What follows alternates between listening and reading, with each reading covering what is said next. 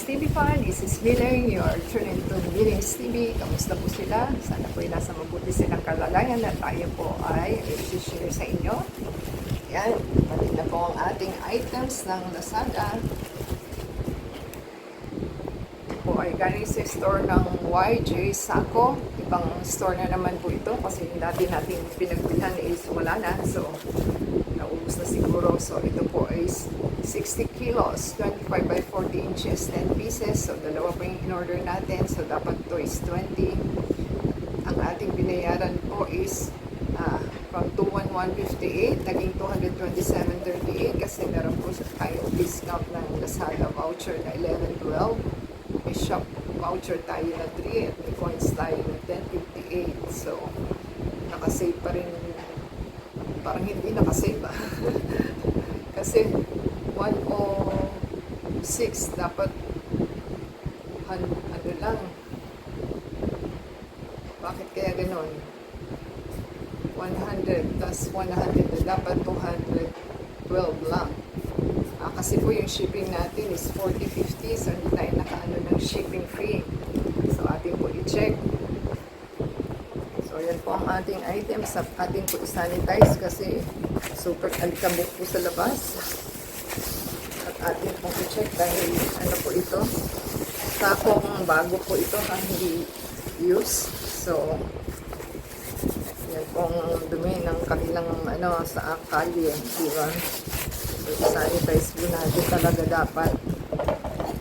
At kailangan po natin i-check kung tama po para ito po yung natagalan kasi pinalo up na natin ang ating seller at saka customer service sa tagal ng item na dumating. Parang pang 4th day pa siya bago dumating.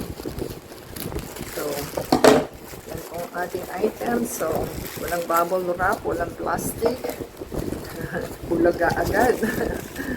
Seller, paki-plastic mo nyo muna kasi yan. So, ang isa po is parang 10 pieces po. Maganda kay seller.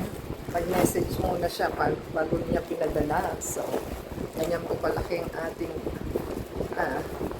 pangbabasura at basura garbage lang po natin ito.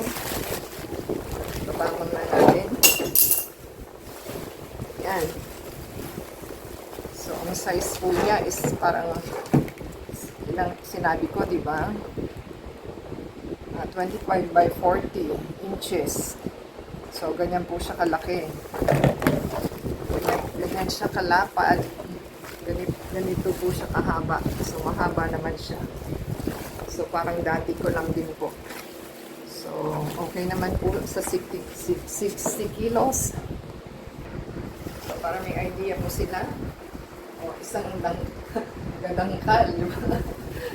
At sobra sa dangkal. O, di ba? Ganyan lang po siya kalaki. So, 60 kilos para po may idea sila. So, kung nagustuhan po nila ang ating items, ibang store po ito. Diba sa thumbs up po, comment down below sa items na binili. And subscribe po sila sa ating channel and play the ads and video. Same time, support po sa ating channel to play the ads and video para ma-monetize po tayo. And subscribe, thumbs up po sa ating video. At the same time, comment down below para po may shoutout natin yung names and channel for the next video na ating gagawin. So, abangan po nila. So, happy na po tayo. May spare na po tayong stock na ating magagamit sa garbage. So, kailangan po 3 days, 4 days bago po kayo umorder kasi matagal po ang dating. So, bago po kayo maubusan at least, meron na kayong magagamit. So, okay naman po ang ating items. So, thank you seller and deliver guy. Until next time po. God bless everyone.